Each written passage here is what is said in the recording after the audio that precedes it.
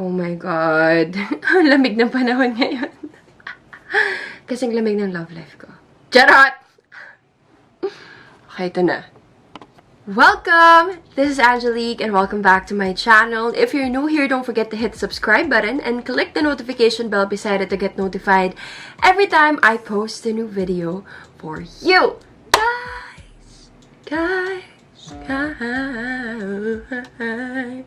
Charot. I am back with another hashtag The AM Radio episode.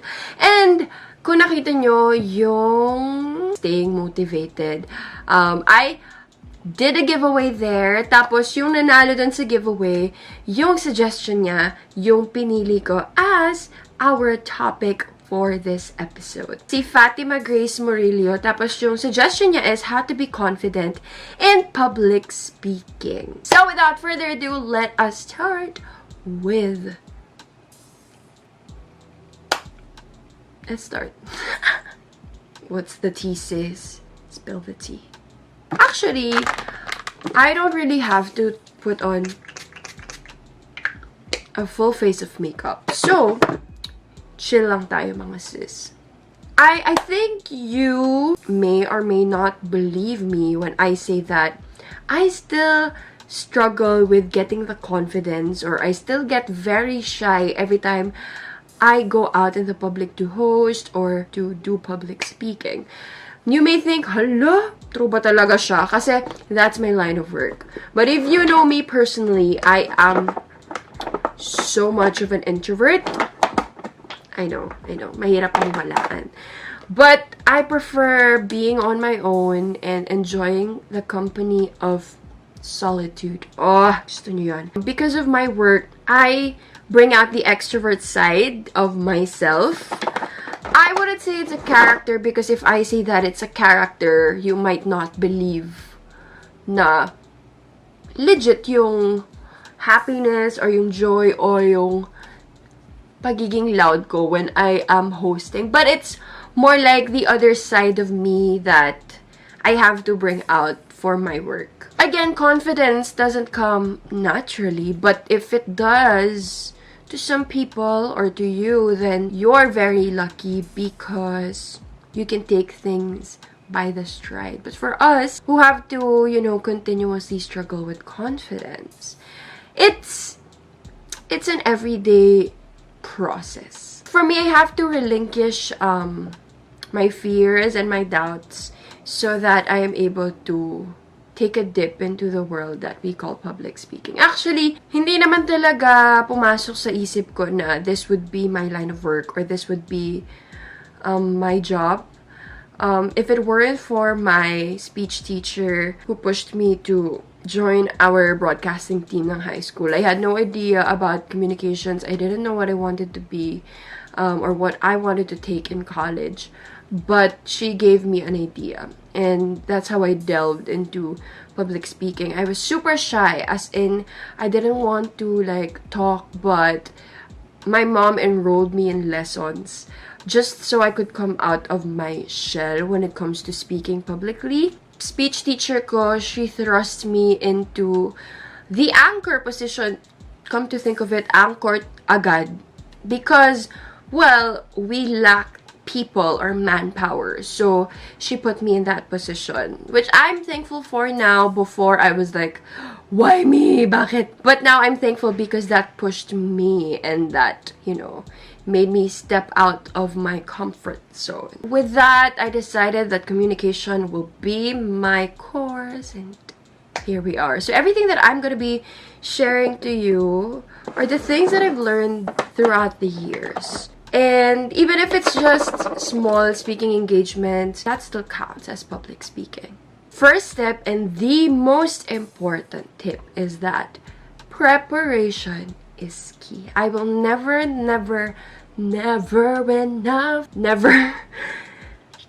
be tired of saying that. Preparation is the most important step in whatever you do, not just in public speaking, but in whatever you partake in. You have to come in prepared.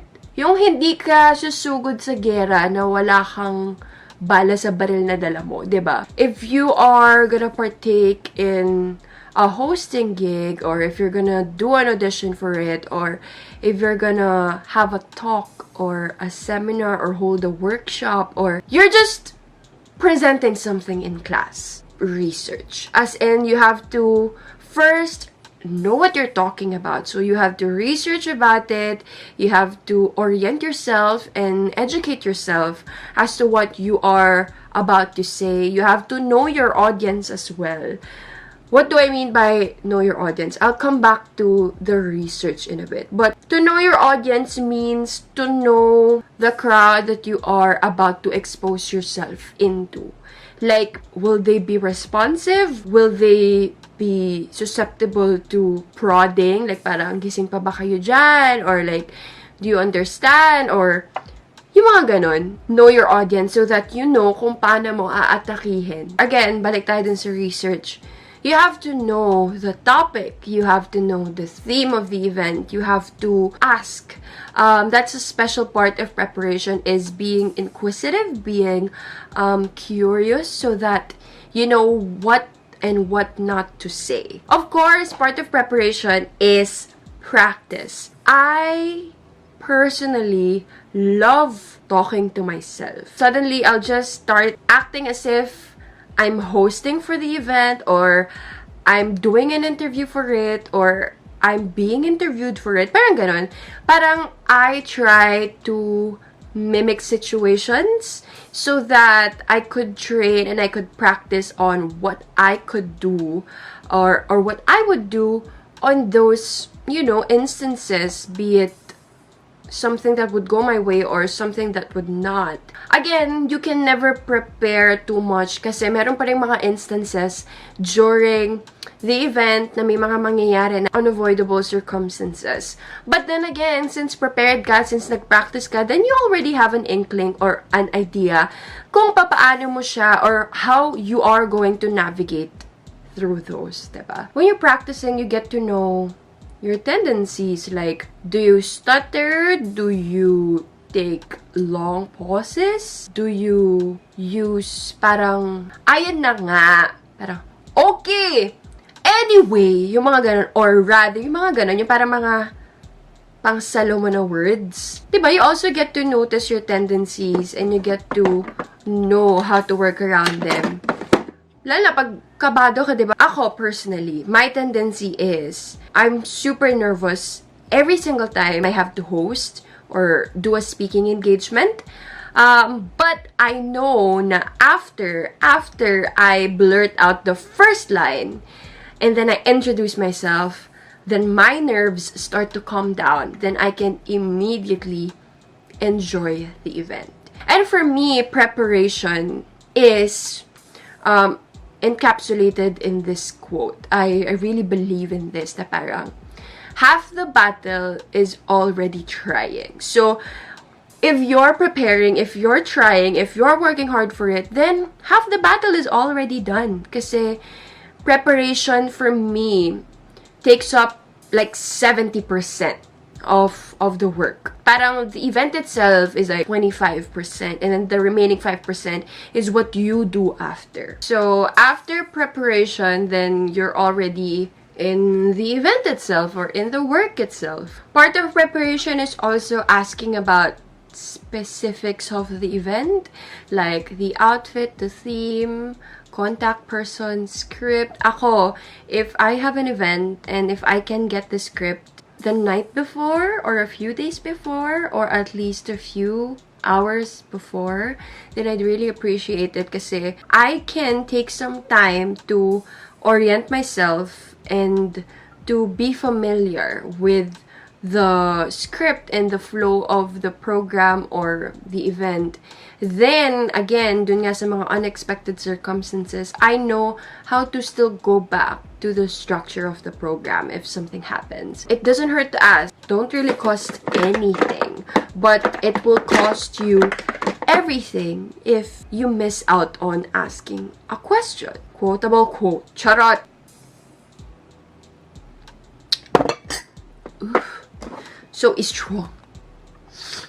And when you're out there on stage, don't forget to smile. If this is your dream, if this is something you've been looking forward to, if this is something that you never thought you would be doing in the future, then you have to smile because you're finally doing it. Ako, personally, sometimes I forget to smile when I do my work because I'm so focused on the words that I'm about to say, that I will have to say, and everything that's around me. I'm super ultra aware of the people around me, of my floor director, of the people backstage, of, you know, everyone watching me, that I tend to forget to smile.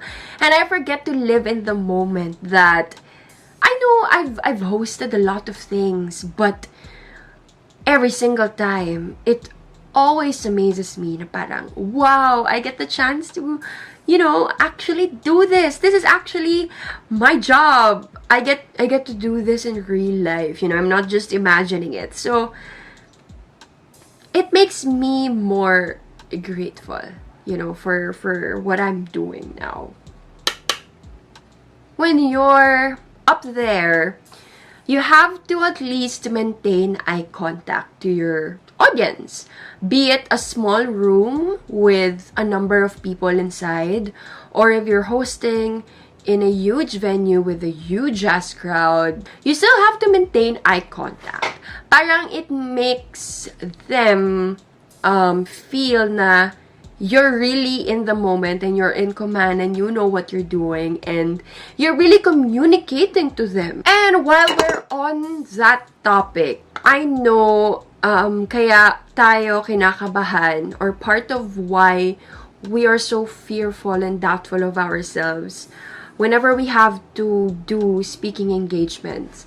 Kasi we always get too ahead of ourselves and the reaction that we might be getting from the audience that we have. Takot tayo kung mag-respond ba sila or hindi, kung i-judge ba nila tayo if we do something or if we must pronounce something, which makes it a lot more difficult for us to do things and to, you know, do them in the best way that we can kasi we're holding back. If you rest your self-confidence on them, then wala tayong kapupuntahan, sis. When you're in an event and of course you try to make eye contact with someone, choose someone who, you know, pushes you and brings out positivity in you. Yung natutuwa ka, yung mas nag-e-enjoy ka. So parang pag gano'n na yung mindset mo, pag gano'n na yung taong fino-focusan mo ng energy mo, then it will be a lot easier for you to treat the whole crowd or everyone in the room in the same interest and energy